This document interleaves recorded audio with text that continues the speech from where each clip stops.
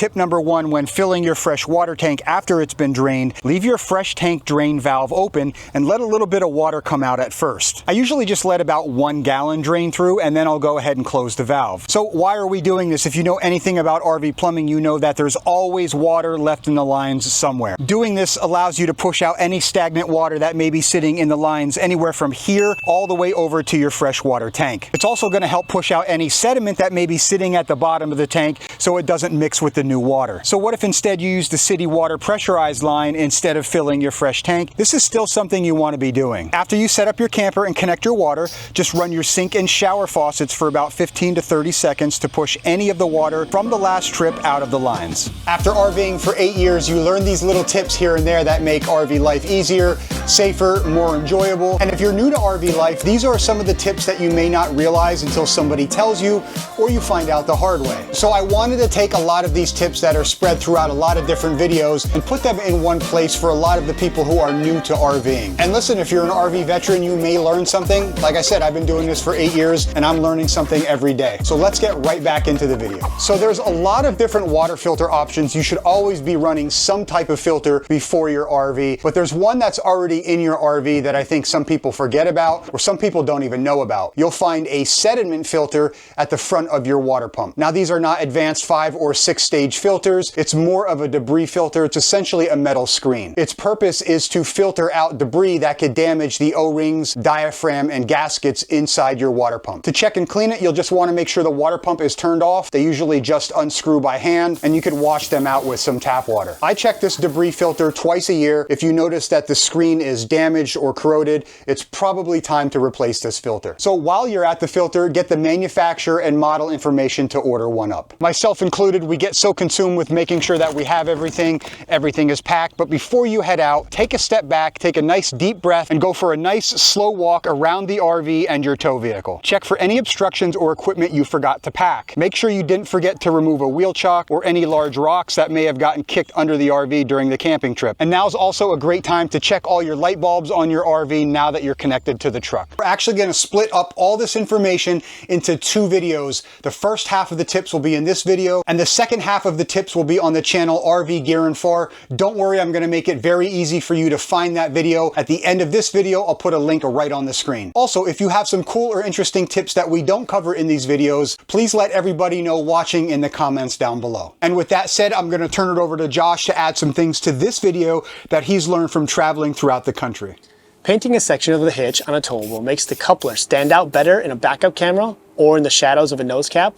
And these magnetic alignment balls work well on any towable trailer to assist in hitching up without the constant back and forth micro corrections and having to get in and out of the vehicle multiple times to see what's going on.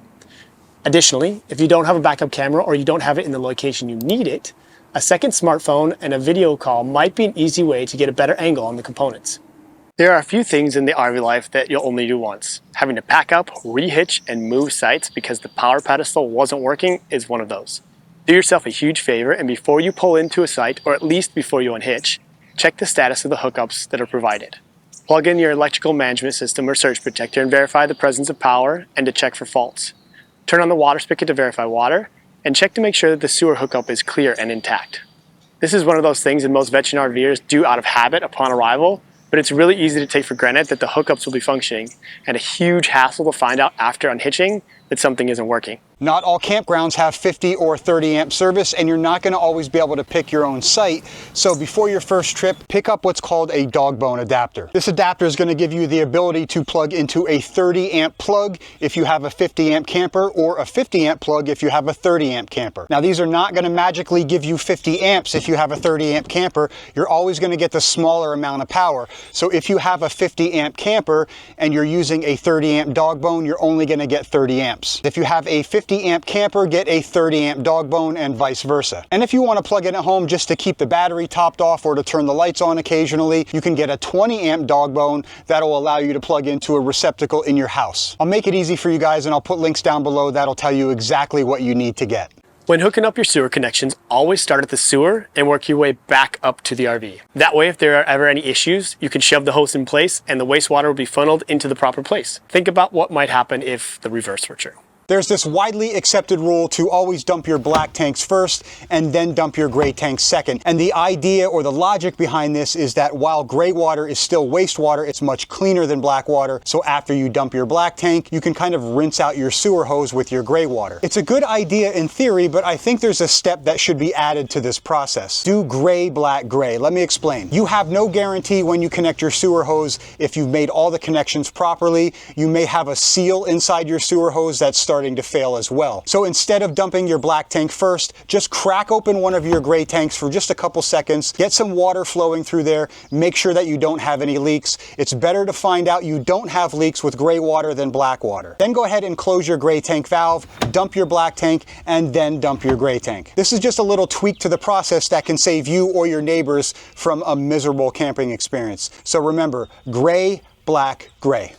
GOAL is an acronym borrowed from the transportation industry and stands for Get, Out, and Look. It never hurts to take another look when maneuvering an RV, and taking the time to see the entire scene for yourself without the visual limitations of cameras or mirrors can avoid costly collisions or incidents. So you're brand new to RVing, you've watched a ton of videos on how to manage your black tank. 3 trips in, you're realizing that your tank sensors aren't working correctly. They're showing full when the tanks are in fact empty, or they're showing empty when the tanks are completely filled up. Guys, this is not something to spend a lot of time worrying about. Sometimes toilet paper or other debris gets stuck on those sensors, and that provides a false reading. There's a lot of information available on how to clean tank sensors. That's not something we're going to get into today, but just know that you're not alone. Correct tank sensor readings are just one of those things in the wonderful world of RVing that are hit or miss. But as a beginner, don't get stressed out if your tank sensors aren't reading properly. Most RVers will age out their tires before they wear them out.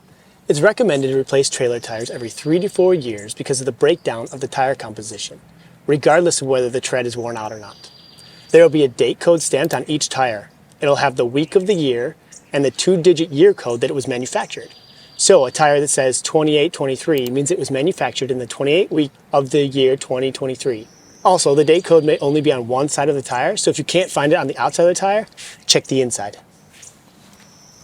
Regardless of the RV that you have, whether it's a travel trailer, fifth wheel motorhome, whatever, there's still a setup process, and I'm still learning after 8 years. There's little tweaks to this process that could save you a lot of time. Adding these quick connects cuts down on both setup and teardown times, especially if your water setup has multiple connections. There's a couple different types of quick connect fittings. The most popular are aluminum because they're the least expensive. That's what I've been using, and I've been using these for about a year now. I've heard from a few people that the aluminum ones will eventually leak, and if and when that time comes, I'm going to upgrade to probably either a brass or stainless steel quick connect, which costs a little bit more but will last longer. They are nice though. They speed up the setup and teardown process so you can enjoy your camping trip more. We do not charge a membership fee to watch any of our videos. They're all free for everyone to watch. Our channel sponsors help us keep the lights on because I refuse to charge our viewers, and I want to keep it that way. So I'd like to thank RV Snap Pads for sponsoring today's video. RV Snap Pads have become one of the most popular RV products over the last few years, and now they're available for travel trailers. Snapjack simply replace the metal foot of your scissor jack, giving your stabilizers up to 274% more surface area, and that means more stability and less sinkage into soft ground. Made from recycled tire rubber, they provide better grip than a metal foot, especially on loose and uneven ground. Snapjacks protect not only your RV landing gear, but prevent scratching, gouging, and rust staining to your driveway or campsite pad. Use the link below and get 10% off your RV Snapjack order.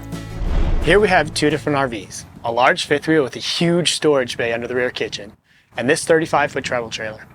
Which do you think can carry more weight? Contrary to our initial perceptions, bigger does not always mean it can carry more. The travel trailer's cargo capacity is almost double what the fifth wheel can carry. Don't fall into the mental trap of bigger is better in terms of how much cargo you can carry.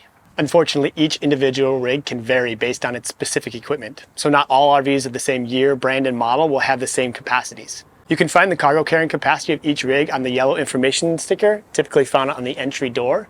There's also usually one at the driver's side foremost spot of a towable or on the inside of a drivable RV. This next tip will come in handy. I don't think it's mentioned enough, especially for people who are new to RV life. Keep a hard copy of your owner's and appliance manuals with you at all times. You just never know when you're going to need to reference something from these manuals. Now listen, it's okay to have these digitally stored on your phone, but make sure they're stored on your phone's hard drive and not the cloud. Your RV is going to take you a lot of places throughout the country, but some of those places are not going to have cell or internet service. Electric motors are fantastic and help us accomplish many things in the RV world. But if they stop working, you can find yourself in a pickle. Say your slide won't go in or your tongue jack won't extend. Having the proper manual override tools for each electric motor that is crucial to the functioning RV is important. You may never need them, and I hope that you do not. But if you find yourself in a situation that requires them, you'll be sure glad you had them.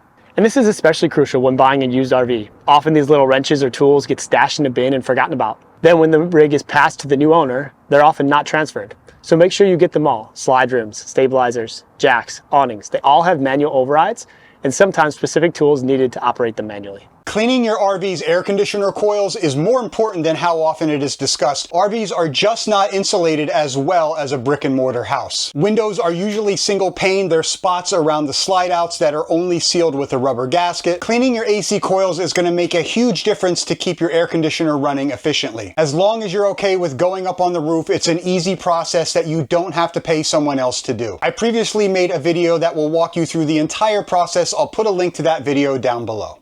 One of the many benefits of traveling with your home is that you can have access to the rig on travel days. We fill our freshwater tank about 1/3 full of water for travel days to be able to use the bathroom or wash our hands after lunch using the 12-volt pump. When we arrive at the campground, we get our hoses all set up and typically fill our fresh tank all the way full.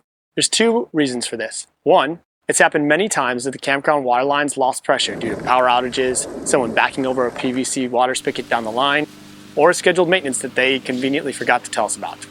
Filling your fresh tank upon arrival makes sure that these instances are inconvenient at worst. Just flip on the 12-volt pump and use the fresh tank. The second reason is to be able to supplement the park water pressure when it's low. Too high of water pressure at the spigot can cause damage to your RV plumbing, which is why you should always utilize some sort of water pressure regulator.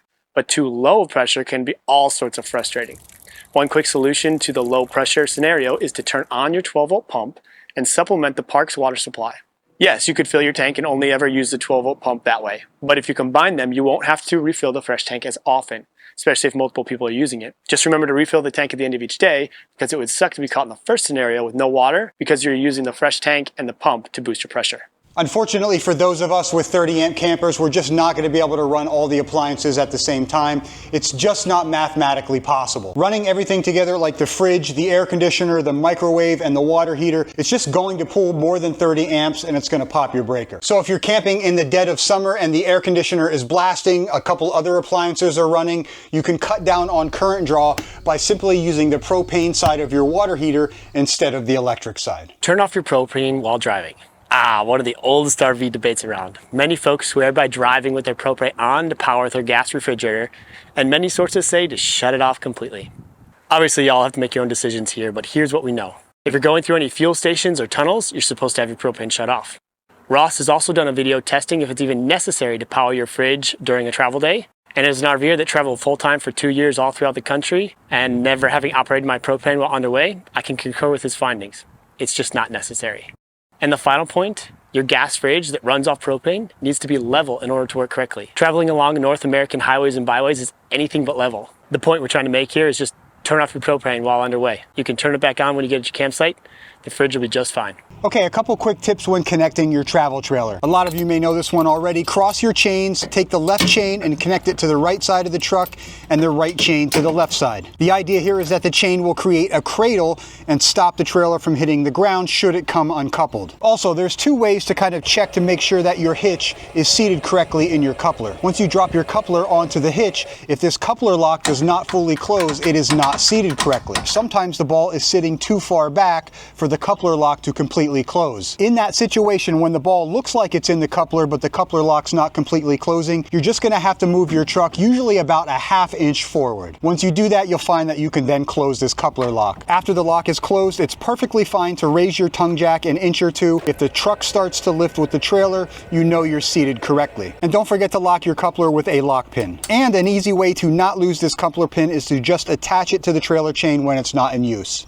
Rocks, dirt, debris, and toys easily make their way under the flooring flaps of slide rooms. Make sure to sweep or vacuum underneath them before closing the slide to avoid damaging the slide and the flooring of the RV. There's a lot to remember as an RV owner and operator. There's maintenance schedules, setup and teardown processes, equipment specs, and while all these tips videos are great, and if you're watching for pure entertainment purposes, fine. However, none of this stuff matters if you don't apply it. If you're like me, you have a hard time remembering things sometimes, so the best tip I can give you, whether you're new or a veteran, is to start making your own checklists. Some folks print them out, some people keep them on their phone, that's what I personally do, but remember, like we talked about earlier, if they're on your phone, make sure they're on your hard drive on your phone so you can access them if you don't have cell service. For me, RV life would probably be unmanageable if I didn't have my own checklists. All the products mentioned in this video are linked down below in case you need to pick something up. I'll put a link on the screen right now to the other half of this video. Thanks for watching, and we'll see you over there.